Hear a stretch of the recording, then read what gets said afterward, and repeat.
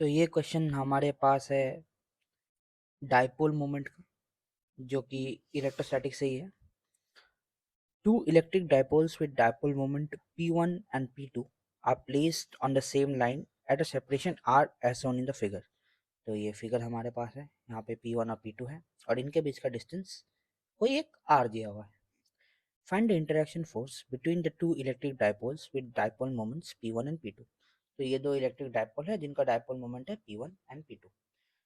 तो इस क्वेश्चन में हमें दिया गया है कि ये एक एक्सिस पे है, तो उसको हम एक्स एक्सिस मान लेते हैं।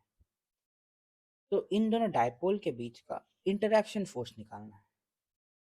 अभी इस टर्म का मीनिंग क्या है? इंटरैक्शन फोर्स बेसिकली यही कहता है कि इस डायपोल ये डायपोल को कैसे अफेक्ट कर रहा है, या ये डायपोल इस डायपोल को कैसे अफेक्ट कर रहा है, उसका मेजर निकालना है, या उसका स्ट्रेंथ या क्वांटिटी निकालना है। उसी को हम इंटरैक्शन फोर्स कहते हैं। अभी हमारा फोर्स के बारे में इलेक्ट्रोस्टैटिक्स में बेसिक आइडिया क्या है?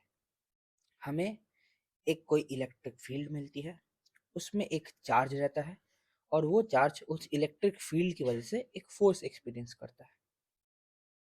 तो यहाँ पे हमें बोला गया है कि दो डायपोल रखे गए हैं, तो यहाँ पे जो भी इलेक्ट्रिक फील्ड होगा वो एक डायपोल का दूसरे डायपोल पे होगा, और जो भी फोर्स आएगा वो इस इलेक्ट्रिक फील्ड की वजह से ही आएगा।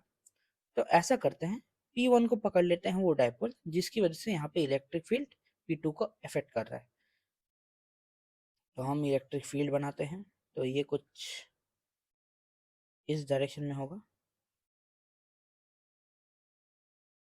और यही P2 को अफेक्ट करेगा। तो पहली बात, इस इलेक्ट्रिक फील्ड का वैल्यू क्या है? तो अगर हम इनके एक्सिस पे बात करें तो इस इलेक्ट्रिक फील्ड का वैल्यू P2 वाले पॉइंट में कुछ ऐसा होगा, 2 k P1 by r cube. ये क्या है? Electric field on its axis due to P1 at the point r जो कि P2 है। तो अभी यही इलेक्ट्रिक फील्ड है जो P2 को फोर्स प्रोवाइड करेगा, जिसकी वजह से P2 में मूवमेंट आ सकती है, अट्रैक्टिव, रिपल्सिव, किसी भी टाइप की। तो अभी हमें पता है कि ये जो फील्ड है, हम एक ऑब्जर्वेशन ले सकते हैं यहाँ से, ये डिस्टेंस के हिसाब से चेंज हो रही है। मतलब ये इस पॉइंट पे कुछ अलग थी, ये इस पॉइंट पे कुछ अलग होगी, और ये इस पॉइंट पे कुछ अलग है।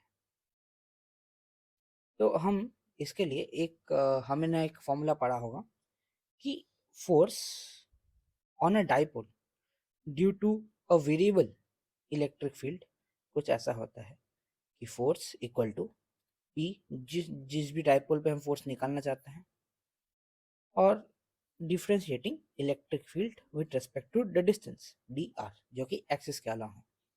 और ये इलेक्ट्रिक फील्ड किसका होगा? इलेक्ट्रिक फील्ड इस केस में P1 का होगा।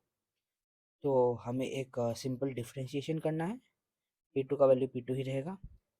और इस डिफरेंशिएशन को हम अगर करेंगे तो हमें ये मिलेगा, आप देखिए, 1/r³ का, बाकी सब तो कांस्टेंट है, तो 1/r³ का डिफरेंशिएशन हम करेंगे इस केस में। तो 2k P1 differentiating 1/r³ with respect to r।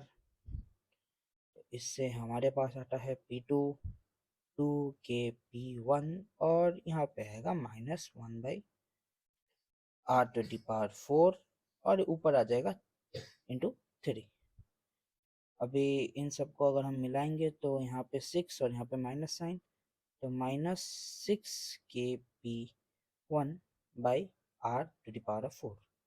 तो देयरफॉर जो भी फोर्स है ऑन 2 बिकॉज ऑफ 1, वो है -6k P1 P2/r⁴। और सिंस हमें पता है ये अलोंग द एक्सिस है, तो हम यहाँ पे इसका डायरेक्शन अलोंग r कैप लिख सकते हैं। सो अभी आप लोग देखिए कि यहाँ पे एक नेगेटिव साइन आ रहा है। तो फिजिक्स में जब हम बात करते हैं डायरेक्शंस की, नेगेटिव साइन का मतलब होता है जिस भी डायरेक्शन में आपका वेक्टर है उसके ऑपोजिट डायरेक्शन में। तो यहाँ पे हमें समझ में आ रहा है कि जो भी फोर्स होगा P2 पे, वो होगा नेगेटिव नेगेटिव y के अलाउ, मतलब टूवर्ड्स P1। इसका मतलब क्या हुआ कि P1 अपने इलेक्ट्रिक फील्ड से P2 को अट्रैक्ट कर रहा है। और यही है हमारा आंसर इस क्वेश्चन के लिए।